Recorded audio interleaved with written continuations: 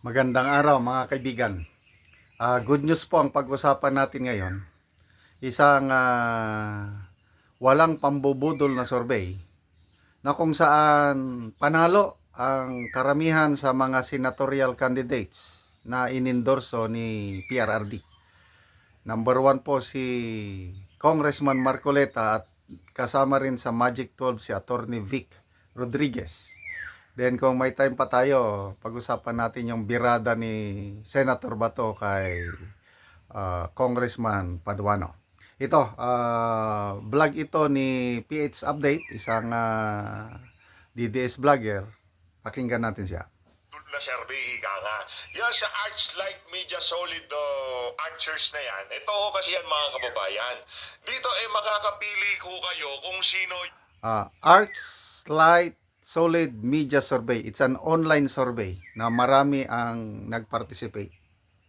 yung mga kandidato susuportahan nyo. Ika nga, hindi naman pwede natin sabihin social media survey to. Kaso ang reach ho nito malawakan. Ika nga, talagang milyon-milyon ho ang makikipag-participate dito sa survey na to. At hindi ho kung sino-sino lamang. Hindi ho pwedeng gawin ng mga tumatakbo ngayon ng pagka-senador na pagka sa barangay San Andres Bukid sila magkakandak na survey, magbubuhuso sila ng napakaraming ayuda doon. Hindi ho pwedeng ganun dito. Kasi social media ho ito mga kababayan. Ito, dito sa survey nila na to, kung senatorial preference, pipindot-pindutin ho ninyo kung sino yung mga gusto nyo. Kung gusto nyo lang tatlo, walang problema. Ika nga ito. Itong kunyari, itong si Jesus Hinlo, itong si Attorney JV Hinlo, itong si Kong Marcoleta, nakikita nyo na kung balota ko ha. Pwede nyo kong kopyahin. Sa lahat ng pwedeng kopyahin, yung balota na yan ang pwede nyo kopyahin. Itong si Dr. Mata, biboto din natin yan. Itong si Doc Willie Ong, kasama ho yan. Itong si Pastor, siyempre si Pastor Apollo Kibuloy, di mawawala yan. Itong si Attorney Vic pa ba ang mawawala, di ba? Itong si Senator Ipe, itong si Gov Chavit, ipuputo ho natin yan. Ayan, di ba makakapili ho kayo at ang resulta ho ng survey na yan, ipinablish na, 1 hour ago lang ho, ayan o mga kababayan, 1 hour ago, ayan o, ipinablish na at ang nanguna ho sa survey na yan, ito yung totoong survey kasi hindi pwedeng idaan sa ayuda to, hindi pwedeng idaan sa akap to, di ba? Mabubulaga ka na lang pag buklat ng cellphone mo, buklat mo yung cellphone mo, makikita mo yan, pipindot-pindot ka na. Wala hong ayuda-ayuda dito. Sa Andres Bukid, merong survey. Labas ng maraming ayuda yung si senatorial candidate. Hindi ho uso dito yung ganon. Kumbaga dito, yung totoong tao, lalo pa naman ngayon, yung FB, napaka-sensitive niyan pagka double account ka, di ba? Hindi pwede. Dapat meron kang mobile number na i-register dyan. Ito mga kababayan, nauna ho dyan, itong si Congressman Rodante Marcoleta, palakpakan. Yan. Umangalawa ho, itong si Pastor Apollo Kibuloy, anticipated na ho natin yan. Di ba? Anticipated na ho natin yan. Kumbaga, yung mga kababayan natin, hindi basta-basta maluloko sa ginagawang paninira dito kay Pastor Apollo Kibuloy ng mainstream media. Yung video ho natin kanina, mantakin nyo yun. Pagka good news kay Pastor, hindi nila binabalita. Pagka bad news, naku, mabilis pa sa alas 4 ang pagbalita nila. Pumangalawa ho sa survey itong si Pastor Apollo Kibuloy. Sinundan ho siya, itong si Senator Malasakit. Itong ating, kumbaga, walang ginawa ito, ang libangan lang ho nito magserbisyo. Senator Christopher Bongo. Sinundan ho siya, itong si Senator Bato de la Rosa. Matindi ho yan. Itong si Paduano, yari dito kay Senator Bato pagka nagkataon. Tapos itong si Doc Willie Ong. Ito si Attorney Jimmy Bondo. Kaya Attorney Jimmy Bondo. Kaya. Tapos siyempre ang ating isa pa sa sinusuportahan ho natin at pangmalakasan ho natin yan. Itong si Attorney Vic Rodriguez. Pasok. Itong si Dr. Mata. Si Gov Chavit. Yan si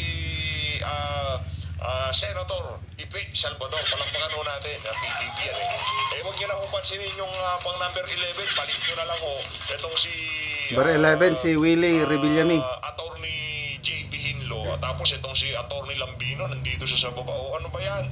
Ba't nandito sa baba? Dapat nandun na lang sa pang 11 itong si Attorney Raul Lambino. Naku, parang sumobra pala tayo dito, no? So tatanggalin natin dito si, sorry. So, dito sa survey na ito, social media survey, maraming pasok sa Magic 12 na ini-endorso ni PRRD. Kabaliktaran yung DZRH, Manila Broadcasting Company na latest survey. Ang nakapasok lang sa ini-endorso ni PRRD si Senator Bato de la Rosa lang. Number 11 ata si Senator Bato. Ang nangunguna mga Tulfo, mga bagong Pilipinas candidate. So bantayan natin itong mga survey groups na ito kasi nga hindi na maasahan yung ibang survey groups. Ang gustong-gusto kong survey group yung Publicus Asia. Pinaka-latest na survey ng Publicus Asia, pinakamataas na approval and trust rating si BP Sara pa rin among the top 5 government officials, despite the fact na sobra 2 taon na siyang sinisira ng kanyang kalaban sa politika. So doon mo makikita ang tibay ng karakter, tibay ng pundasyon, yung political career ni BP Sara. So salamat itong ArcLight Solid Media Survey. Marami pa rin akong panood na videong ganito o nabasang post sa YouTube. Mga ganito lang, online survey. Hindi mo madadaya ang online survey. So, okay, punta naman tayo doon sa birada ni Senator Bato kay Congressman Paduano, ano? Kasi sumusubra na itong Paduano na ito. Kaya pinorward ko lang ito. Bato dito kay dating Pangulong Rodrigo Duterte, meron ho pala siyang bahong tinatago. Noong ano pa ho siya, noong rebelde pa ho siya. Ito, pakinggan natin itong mga banan nitong si Karapali Lolati. Pagka, may kalalagyan to kay Senator Bato de la Rosa. Ito, pakinggan natin. Okay.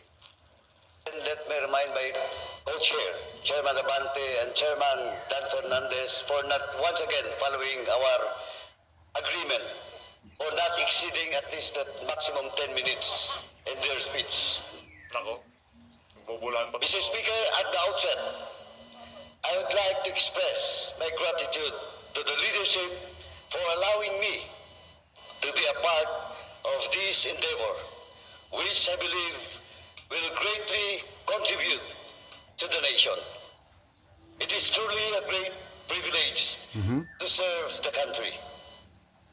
The Joint Committee has conducted 13 public hearings and has obtained numerous testimonies of witnesses and documentary evidence in the course of its inquiry. After a thorough review of the pertinent information within each possession, the Joint Committee has identified compelling evidence Compelling, ha? that necessitates prompt and decisive legal action.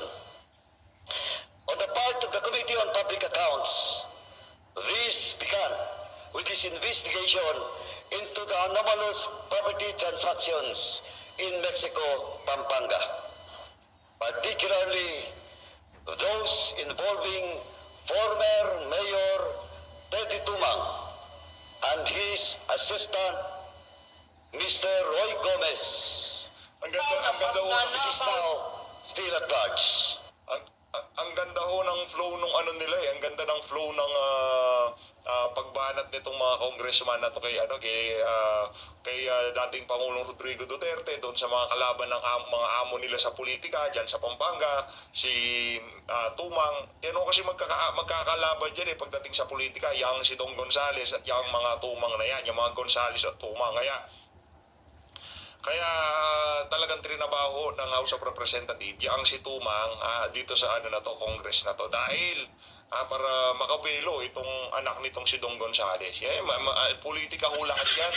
Yung nangyayari na yan dyan sa House of Representatives. So, yun po, pinagmamayabang pa ni Congressman Paduano yung nagawa nilang investigasyon na ito na nagbunga na sa rekomendasyon na sampahan ng kaso si Pangulong Duterte, Senator Bato, Senator Bongo. But sa amin, ang pahayag ni Senator Bato is there's a time of reckoning. Darating ang panahon na magbabayad din sila. Kaya huwag po tayong mag-alala. Karapatan na ng Quadcom yan dahil sila ang nakaupo. Pailan sila ng kaso. Itong grupo ni PRRD, nakahanda ang abogado, ang ating presidente, dating piskal, alam niya paano lulusot sa mga mas mabuti pa itong filean na nila ng kaso para wala nang rason yung ICC na mag-imbestiga, makialam, kasi gumugulong na ang hustisya dito sa ating korte sa Pilipinas.